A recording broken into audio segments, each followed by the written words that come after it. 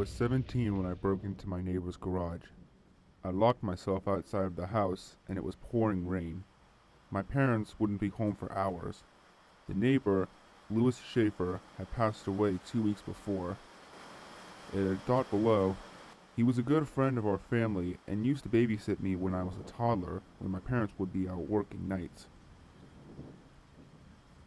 If it didn't seem like a tornado might come through at any minute, I would have just sucked it up and walked the few miles back to school. The weather was worsening, though as the hail started to fall, I knew I had to get inside. Both the main garage door and the side door were both tightly locked. I ran around back. There was a window.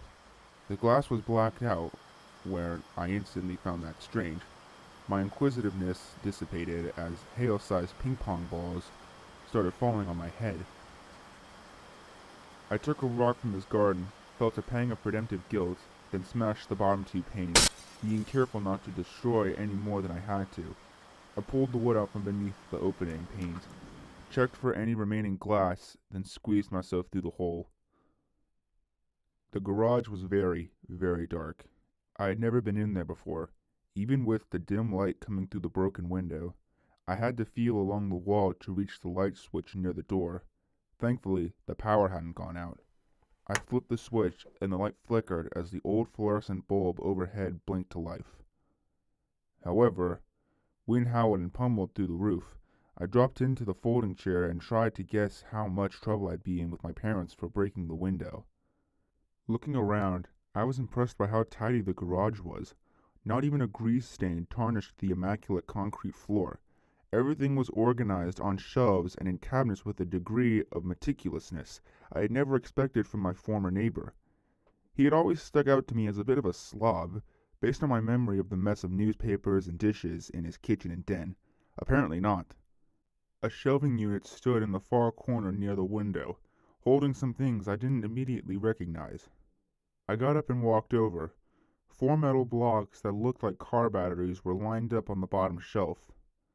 There was some wiring coming out of them, winding like ivy up and around the back of the shelving units to a series of black cubes perched on the higher level.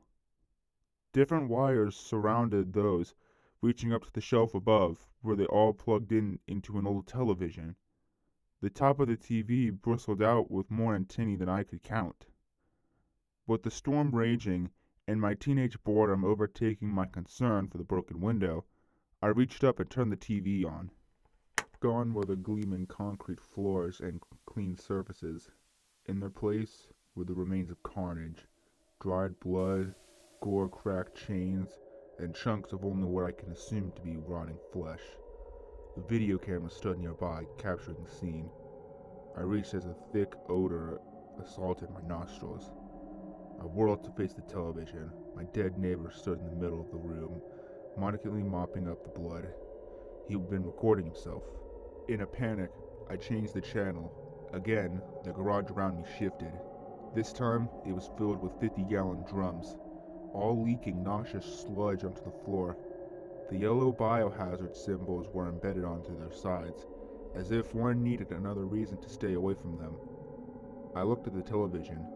My neighbor was stuffing a body into one of the drums. I gasped. Outside, the hail continued to fall. I need to get out of there. Still, my curiosity was overwhelming my desire to leave. I'd never seen anything like this before. What had Mr. Schaefer been up to? Against my better judgment, I turned the TV on again. The 50-gallon drums returned. I changed the channel. The room was filled with carcasses of dead animals. Squirrels, raccoons, birds, and even a dog. On screen, Mr. Schaefer was rooting inside the dead body of a raccoon, his arms slick with bright red blood. A vague scene of recollection stuck with me.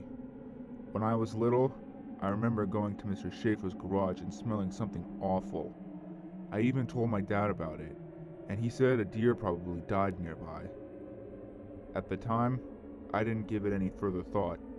Now, I wonder if I had stumbled onto something without even knowing. The hail was tapering off.